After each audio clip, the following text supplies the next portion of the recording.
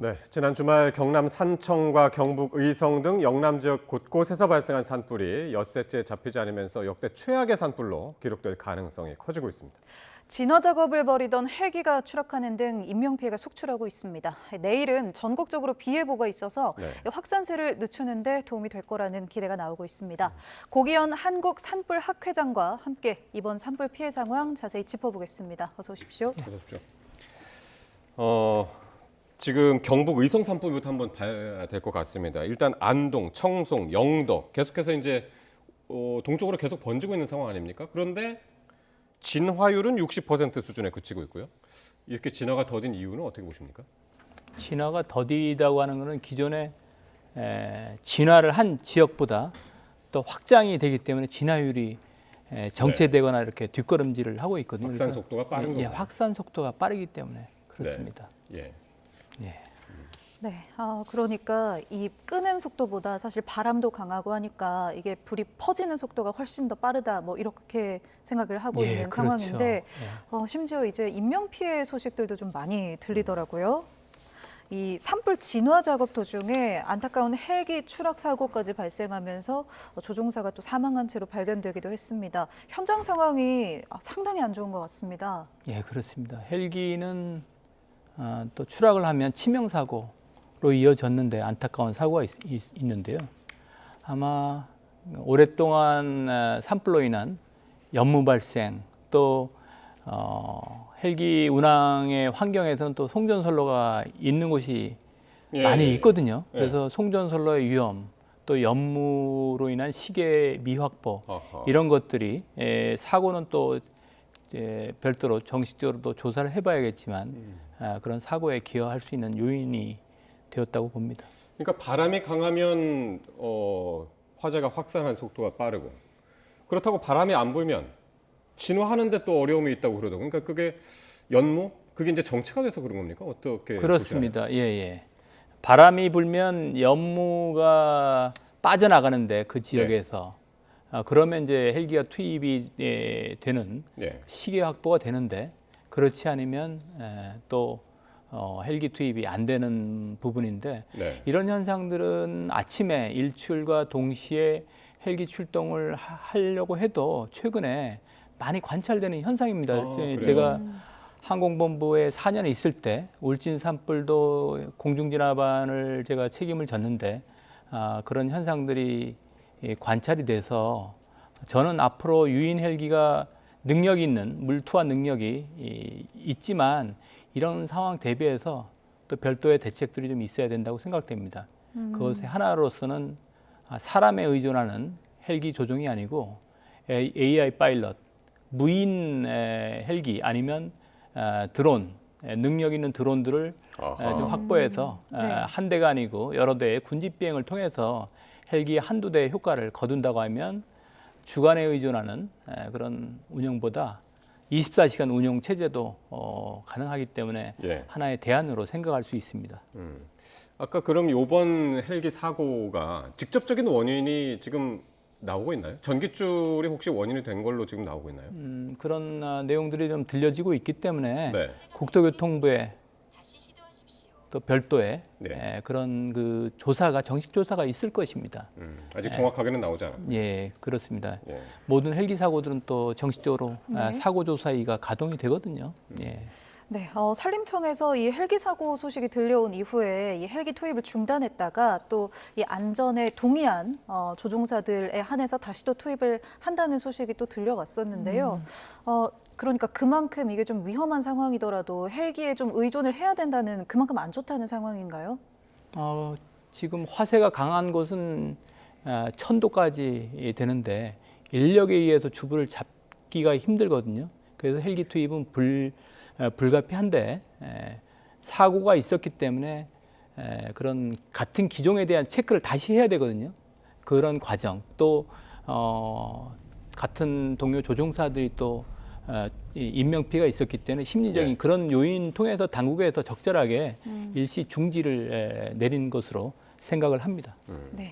경북 의성 바로 위가 이제 안동이고요. 안동하면 하회마을이 바로 거기 있단 말이에요. 지금 하회마을 그쪽 상황은 어떻게 파악을 하고 계십니까? 어젯밤도 제가 모니터링을 했는데 예. 계속적으로 의성 쪽에서 올라오는 연무 또 화마 이런 것들이 있었는데 아마 하회마을은 문화유산으로 또 기록이 돼 있기 때문에 예. 특별한 조치, 방어 조치를 취해야 되고요. 문화당국 또 문화재당국 또 산불당국 또 해서 특별한 조치가 있는데 특별한 조치는 또 취할 수 있는 것들이 있습니다. 예. 식생들을 주변에 있는 식생들을 제거를 하고 예. 거기에 물 뿌리기 작업을 하고요. 또 불에 탈 수 있는 것에서는 또 지연제라고 하는 또 도포 작업도 할 수가 있거든요. 예. 그런 가용할 수 있는 그런 보호 대책들은 해야 되고 현지에서 아마 준비를 할 것으로 생각을 합니다. 네, 안동시가 조금 전에 하회마을 그리고 병산서원 주민들에게도 대피하라는 재난 문자를 발송했다는 소식이 나왔습니다. 정말 이 안동 하회마을 같은 문화유산에도 진짜 이 화마가 좀 코앞까지 닥쳐온 상황인 것 같은데요. 이런 경우에는 이제 필수 인력, 진화 작업이나 방금 전 말씀하신 산불 지연제 도포하는 필수 인력만 남기고 이제 주민들이 지금 대피하는 상황인 거죠. 그렇습니다. 진화의 필수적인 인력들을 통해서 진화 자원들을 또 적기에 마지막까지 쓸 수 있는 그런 대비를 하고요. 일반 주민들은 진화에 참여하는 것보다 또 이런 장비의 미비 이것 때문에 아마 대피를 시켜서 네. 이런 혼선을 미연에 좀 방지를 하는 차원에서 취한 조치 같습니다. 하회마을 하면은 이제 많이들 아시겠지만 그 앞에 낙동강이 굽이쳐 흐르잖아요. 이렇게 네. 뺑 둘러싸고. 근데 강줄기가 그렇게 앞에 있는데도 밑에서 발화한 의성에서 발화한 불이 그쪽까지 번질 위험이 있는 겁니까? 지금 그 예. 강줄기가 있는 것은 저도 알고 있는데요. 네. 그 대형 산불이 만들어내는 그런 화마의 높이, 고도, 네. 그리고 대류 현상에서 쭉 그렇게 수평 이동하는 것은 하나의 강을 뛰어넘을 수 있는 수준이 되거든요. 예. 거기에 의존해서 방어를 할 수 있다라는 것보다 필요한 진화 자원들을 배치하고 진화 인력들을 배치해서 만일의 사태에 대비를 하는 게 더 네. 현실적일 것 같습니다. 그러니까 낙동강만 믿기에는 그만큼 좀 위험한 상황이라는 건데 어제도 전문가분과 이야기를 했지만 이 불티라는 것이 요즘 바람이 강하다 보니까 1km도 넘게 날아가기도 하고 많게는 2km까지 날아가는 적도 관측이 된 적이 있다고 지난 산불에서도 그랬고 그만큼 이게 낙동강이 그 안동 지역은 또 상류지니까 좀 폭이 좁거나 이래서 철저하게 좀 더 대비를 해야 된다는 말씀이신가요? 그렇습니다. 예. 예. 네, 이 경북 의성 이 산불 피해가 현재는 집계도 어려운 수준이라고 합니다. 이미 역대 3번째 규모를 넘어서서 역대 최고 규모를 달성할 거라는 이 우려도 좀 계속해서 나오고 있고. 그러니까 어제만 하더라도 역대 3위 뭐 이런 얘기 하다가 오늘 지금 조금 전에 이제 기자가 얘기했는데 역대 최고 최악의 산불 이렇게 이제 기록될 가능성이 크다고 그러네요. 지금 전체적인 산불의 추세가 대형 세 가지 중에 추세 중에 하나가 대형화입니다. 2022년도 울진 산불도 20년 만에 대형 산불이 발생을 했거든요. 그래서 예. 3년 후에 지금 의성 또 안동 산불이 있는데 지역들이 너무 넓거든요. 영도까지면 동해안까지 간 거거든요. 그러니까요. 산을 넘어서. 예. 그렇기 때문에 행정구역 면적상 피해 면적이 기록적일 것 같고요. 문제는 숲도 또 진화를 해야지만 시설 피해들 중요한 그런 시설 또 민가들에 대한 피해거든요. 그래서 기록이라고 해서 저희가 또 많은 비중을 두기보다 남아 있는 기간 동안에 시설 인명 피해를 줄이는 게 더 우선점을 좀 주어야 된다고 생각됩니다. 예. 그런 차원에서 역대 기록들은 대형화 추세에서 좀 불가피하게 발생하는데 산불 당국은 이 인명 피해나 귀중한 보호 대상을 보호하는데 진화 자원들을 집중화할 필요가 있다 이렇게 말씀드립니다. 네, 조금 전에 이제 요즘 산불의 추세가 앞으로 갈수록 점점 대형화되고 있다 이렇게 이야기를 하셨잖아요. 근데 왜 추세가 대형화되는 겁니까? 기본적으로 이제 봄철에 일어나는 기상 현상들이 바람이 북서 방향에서 또 남동 방향으로 하면서 한반도가 건조한 시기가 계속되고 있거든요. 예. 거기에 기후 온난화로 해서 평균적인 온도가 2, 3도가 높아집니다. 그러면 숲에 있는 그나마 겨울철에 강우, 강설로에서 남아있던 습기 이게 증발이 되거든요. 증발이 된 같이 연계돼서 점점 대형화가 되고 있습니다. 예. 어제만 하더라도 이쪽 지역의 최고 기온이 25도 이상 되는 지역이 상당히 많았다고 그래요. 예. 그 영향도 있다고 보시면 그렇습니다. 고온 현상이 건조 현상하고 같이 맞물려서 바람과 맞물려서 세 가지 조건이 맞아서 기록을 나타내는 것으로 보입니다. 또 이 근처에 침엽수도 많잖아요. 그것도 영향이 될까요? 침엽수도 화렵수보다 이렇게 불이 네. 빨리 붙고 빨리 또 확산하는 속성이 있거든요. 근데 침엽수 또 화렵수 다 산불이 발생하면 다 탈 수 있는 연료물들이거든요. 연료물 전체 양들이 늘어났다. 그 중에서 이제 지역별로 침엽수가 많고 또 화렵수가 많고 이런 지역들이 있는데 보도에 의하면 침엽수가 많은 지역으로 되기 때문에 요인이 될 수도 있다고 생각됩니다. 네, 이렇게 경북 의성 산불 피해에 대해서 좀 이야기를 해봤는데요. 사실 경남 산청 상황도 뭐 우열을 가릴 거 없이 심각한 것 같습니다. 그렇습니다. 특히 이제 지리산 국립공원 인근까지도 불길이 퍼졌다고 하는데 지리산이라고 하면 저희가 뭐 반달가슴곰 같은 야생동물들이 많이 살고 있는 곳이잖아요. 그러니까 그만큼 사람들 발길이 잘 안 닿는 곳이고 그래서 이게 낙엽층이 두꺼워서 불길 쉽게 잡기가 좀 힘들다고 하더라고요. 예, 아마 국립공원이니까 보존이 잘 되어 있는 지역들인데 보존이 잘 되어 있다고 하면 이제 이런 경영임도나 또 중간중간에 이제 벌채를 통해서 밀도를 조절하면서 그런 활동들이 적었을 거라고 보입니다. 그래서 많이 이제 탈 것들이 쌓입니다. 이렇게 불이 붙지 말아야 되는데 네네. 불이 붙었다고 하면 탈 것들이 많고 또 진화대원들이 진입하는 길, 진입로가 아무래도 일반 산림에 비해서는 적기 때문에 네. 진화 활동에서 애로사항이 있을 거라고 생각됩니다. 그러니까 지금 말씀하신 그런 지리산 그리고 하회마을 우리가 꼭 정말 보호해야 하는 그런 지역에 산불 지연체를 살포하고 있다는데 이게 어떤 것이고요? 이게 산불을 그러니까 좀 보호하는 데 많이 기여를 합니까? 산불 지연제는 최근에 많이 쓰고 있습니다. 네. 예, 리타던트라고 해서 질산 암모늄 성분으로 해서 이렇게 도포를 하는 거거든요. 보호 대상을. 네. 건물도 도포할 수 있고 나무 숲도 도포할 수 있습니다. 네. 천연기념물. 그래서 도포를 하면 최장 제가 보면 60일 정도의 그 보호 기능을 갖거든요. 그래서 비가 안 오면 60일까지 갑니다. 예. 그래서 최근에 쓸 때는 이제 헬기로 많이 쓰기 때문에 헬기에다 색소를 부착을 해서 지금 저 빨간 예. 물이 저 그거군요. 예, 그렇습니다. 산불 지연체. 색소를 네. 부착을 해서 저기 뿌린 지역은 비 말고 살 수도 못하게 합니다. 저 예. 기능 하나로 해서 보호 대상을 불로부터 막을 수 있다는 거거든요. 예. 그러니까 지금 저렇게 뭐 진화 작업을 하는 것처럼 보이지만 저건 불이 이미 난 지역이라기보다도 나기 전에. 나기 전에 예, 예. 진행하는 방향 앞면에다가 뿌리는데요. 미국에서도 쓰고 있고 한국도 최근에 네. 많이 쓰고 있는데 23년도인가요? 밀양 산불 당시에 765 송전솔로가 저쪽 남동 지역에서 발전소에 오는데 765 송전솔로는 원전에서 이렇게 생산한 대량 전기를 공급하는 장치가 굉장히 중요한 시설인데 예. 저기 그 밀양 지역에 송전솔로가 지나는데 그때 지연제하고 공중에서 또 우리 공중진화대원들이 특수진화대원들이 막은 사례가 있습니다. 그때 전략 자산으로 썼던 게 네. 지연제입니다. 네. 이 빨간 색깔 보니까요. 그 LA에서 산불 났을 때 이 헬기들이 빨간 색깔 액체를 뿌리는 거를 뭐 이제 뉴스에서 봤던 기억도 네. 좀 나는 것 같은데요. 사실 이번 산불이 발생하기 전부터 워낙 건조하다고 해서 뭐 산불 조심 기간이었잖아요. 이 산불 조심 기간에 미리 좀 뿌렸으면 어땠을까 이런 아쉬움도 드는데 그렇게 못 하고 있는 건가요? 뿌린 지역이 있습니다. 네.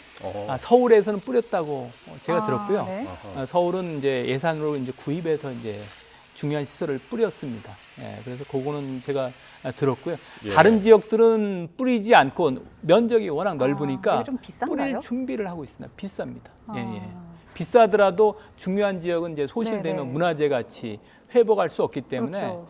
그런 한전의 시설이나 문화재 시설을 보호하기 위해서는 이 해당 기관에서는 구입을 요즘 확대를 하고 있습니다.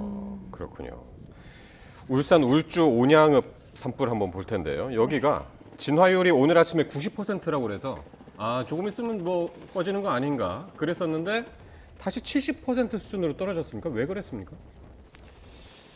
저도 상황을 이게 수치를 양- 보고 네. 이렇게 하는데 아마 확산이 다시 됐다는 거죠. 네. 저는 조금 이제 아쉬운데 여러 지역에 이제 산불이 일어나서 주요 산불을 막기 위해서 현장 대책본부가 있는데 각자 지역은 조금 진화율이 높아서 잠불 단계로 진행되는 것을 완전히 잠불 단계로 유지를 해야 되거든요. 감시 체제를 가동을 해야 되는데 주간, 야간에 감시 체제를 해야 되는데 야간에도 헬기가 착륙을 해서 진화할 수 있는 물투하가 없으면 지상에서 대응을 해야 됩니다. 지상에서 대응을 해서 일출 시에 헬기로 해서 마무리를 해서 물투하를 더해서 이렇게 마무리하는 체계가 돼야 되고 있는데 현장 대책본부에서 그런 지역들 이 완전한 진화가 가능한 지역들은 막아줘야 되거든요. 근데 다시 90% 갔다가 다시 70% 하는 수준은 바람이 불었다고 하지만 이런 상황들이 계속 반복된다면 진화 능력이나 진화 자원의 고갈이 또 예상되기 때문에 전체적인 입장에서는 이렇게 90%까지 간 지역들은 현장 대책본부에서 좀 힘들지만 또 관리 수준까지 좀 해야 되거든요. 근데 70%까지 떨어졌다는 건 좀 아쉬운 측면입니다. 90이라고 그래서 절대 방심을 하면 안 됩니다. 그렇습니다. 완전히 꺼질 때까지. 감시 체제를 가동을 해야 됩니다. 네, 이 온양 산불은 뭐 경남 양산시까지도 지금 번지고 있다고 해서 좀 더 심각한 것 같은데 사실 이 번지는 것들이 다 이제 불씨, 도깨비불, 비화 현상 뭐 이런 것 때문일 확률이 크잖아요. 바람이 세다 보니까. 근데 이런 걸 막을 방법은 지금 현실적으로 사실 뭐 기우제를 지내고 싶은 심정일 것 같은데 그런 것밖에 없잖아요. 비를 기다리는 것밖에. 기우제는 조선시대에 많이 했습니다. 네. 세종대왕도 기우제를 지냈다고 합니다. 근데 지금 그렇게 그렇게라도 하고 하늘에 싶은 네. 그런데 당국 입장에서는 그런 거 생각보다는 하늘에 기대하는 거는 그 진화 속도를 늘리는데 의미를 부여하면 될 것 같습니다. 가용할 수 있는 진화 자원 가지고 관리 수준까지 만드는 게 중요하거든요. 네. 그래서 거기에 기대지 말고 내일 또 강우량이 있다는데 강우량이 있는 거는 분명히 좋은 현상입니다. 습도가 높아지잖아요. 네. 습도가 지금 35%, 20% 해가지고 굉장히 메마르면서 악화시키는데 습도가 50%, 70% 되면 불이 번지지 않거든요. 또 강우가 돼서 또 소화를 할 수가 있고 그런 여건에서 조금만 진화 자원들을 재정비해서 진화율이 높은 지역들은 하나하나씩 좀 하면 가능성이 있다고 때문에 아무래도 그래서 이게 그 남쪽부터 이제 비가 오기 시작한다고 그랬고 그렇다면 경남 산청 하동 이쪽이 조금 더 비 강수량이 많을 가능성이 크고 위에 의성 안동 이쪽은 조금 더 부족할 가능성도 있어 보이기도 하고 오긴 이제 온다고 하고 이렇게 북상을 한다고 하니까 남쪽 지역부터 해서 좀 성과가 있었으면 좋겠습니다. 그러니까 비 온 다음에 조금 기온도 내려간다고 그러거든요. 그렇습니다. 그것도 좀 좋습니다. 긍정적인 신호일까요? 좋습니다. 불이 발화하고 또 확산하는 데는 또 차단 효과가 있기 때문에 온도가 높을수록 안 좋습니다. 내려간다고 하는 거는 산불을 또 저지를 하는데 영향을 주기 때문에 좋은 현상입니다. 그것을 그래서 저는 과거의 경험들 비에 기대서 더 진화를 또 더 성과를 낼 수 있도록 내일을 저는 뭐 이렇게 부르기는 좀 그렇지만 골든데이로 해서 진화의 추세를 또 산불의 추세들을 좀 바꿔버리는 계기로 현장에 있는 대책본부에서는 그렇게 좀 각오를 하시면 어떨까 합니다. 일단 이제 비 소식이 있으니까 그만큼 시간을 좀 버는 셈이잖아요. 그래서 골든데이라고 이야기를 하셨고. 골든데이. 그럼 이 시간을 버는 동안 어떤 뭐 자원 같은 거를 좀 확충해야 된다고 보십니까? 뭐 양양 같은 강원도 지역 지금 산불 없는 지역에서 헬기를 빌려오기도 했다고 하고 그런 거 외에도 뭐 어떤 것들 좀 확충을 하면 가장 급선무라고 보십니까? 지금 금요일부터 산청이 했으니까 아마 진화 인력들이 5일 연속 이렇게 계속적으로 했거든요. 그래서 아까 우리 앵커께서 말씀하셨듯이 외부에 있는 자원들, 외부에 있는 비가 또 전국적으로 내리면 외부에 있는 산불 위험도 잠시 이렇게 좀 다운을 할 수가 있거든요. 그래서 관련되는 기관에서 외부의 진화 자원들, 지상 자원들이 필요하거든요. 예. 그래서 좀 차출하는 조치들이 좀 있어야 될 것 같은데 일단 인력들을, 울진 산불 때도 네. 그렇게 했고 또 2019년도 또 속초 고성의 산불 때도 소방령 전국 소방령을 내려가지고 네. 물 공급을 하는 소방차 소방대원들을 동원한 사례가 있거든요. 그래서 좀 전략을 좀 여태까지는 확산을 했지만 이 진화 자원이 굉장히 중요합니다. 그래서 5일 동안 하면 아무래도 효율성이 떨어지거든요. 그래서 대체하거나 또 휴식하거나 또 새로운 자원들을 하는 것들은 네. 현장대책본부에서 챙겨야 될 일이고요.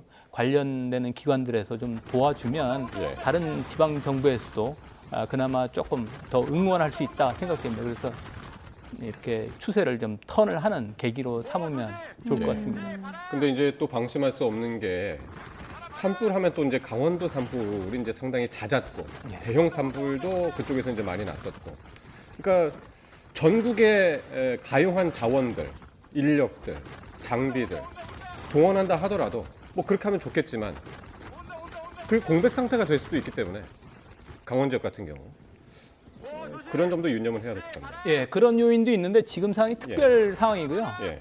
산불 보시면 알겠지만 북상을 하고 있습니다. 강원도는 언제까지 발생을 하냐면 6월 달까지 발생합니다. 그리고 겨울 강수 강설이 있었습니다. 네. 그런 눈 많이 상황을 왔었죠. 감안하면 위험 관리는 전체적으로 조금만이라도 있겠지만 아하. 더 위험이 있는 지역들에 예. 도움을 주고 또 5월 이후엔 또 경기권이나 또 강원권이 또 위험하거든요.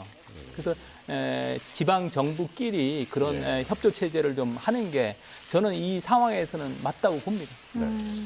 산불이 워낙 커지다 보니까 뭐 지금 이제 성금 같은 모금을 또 온라인에서 하는 분들도 많고 마음 같아서는 우리 왜 옛날에 뭐 태안에 기름 유출됐을 때 다 전 국민이 함께해서 막 기름을 닦고 했잖아요. 그만큼 가서 자원봉사라도 하고 싶다 하는 분들도 계실 것 같은데 이게 숙련되지 않은 인력들을 또 투입하는 거는 문제가 있을까요? 예, 뭐 진화를 이야기하는 것 같은데요. 진화는 뭐 그냥 한두 시간 정도 해서 현장 투입하기에는 위험성들이 있습니다. 예, 그런 부분은 다른 지역에 있는 가용할 수 있는 평소에 훈련받은 진화대원들 좀 이렇게 지원받는 게 좋고요. 예. 일반 시민들도 많이 이제 산불 뉴스를 접하면서 많이 돕고 싶다는데 도울 수 있는 부분들이 있습니다. 어떤 제가 것들이 울진 산불 때 있을까요? 보니까 네. 의료인들이 와서 조종사들, 승무원들, 진화대원들 계속적으로 임무를 하는데 의료 케어를 할 수 있는 버스를 동원해서 임시 비행장에서 차를 대고 의료 또 이렇게 처치를 하고 또 심리적인 상태들 하고 건강 점검 건강 체크도 하고 조금이라도 또 휴식할 수 있는 휴식할 수 있는 휴식 차를 이렇게 지원을 한 사례, 좋은 사례들이 있거든요. 그런 도울 수 있는 사례는 굉장히 많습니다. 그래서 그 자원봉사 단체들이 아마 또 이렇게 활동하실 텐데 이런 것들 좀 더 확대해서 지금 계속적으로 지역들이 많잖아요. 영향 지역, 피해 지역들이. 그래서 그런 시민들의 그런 자발적인 봉사 이런 것들을 좀 연결시키면 좋을 것 같습니다. 진화대원한테도 그렇고 주민들한테도 그렇고요. 이번에 인명피해가 갑자기 많이 늘었거든요. 지금 20여 명, 지금 최소 26명 이렇게 얘기하는데 26명 중에 경남 산청에서는 진화대원들이 4명이 가장 먼저 이제 돌아가셨고 그런데 어제 그냥 일반인 피해가 어제 사망이 한 건 있었는데 오늘 20명까지 늘었거든요. 20명 이상으로. 왜 이렇게 많이 늘었다고 보세요? 그것도 연령대가 상당히 높으셨고. 네.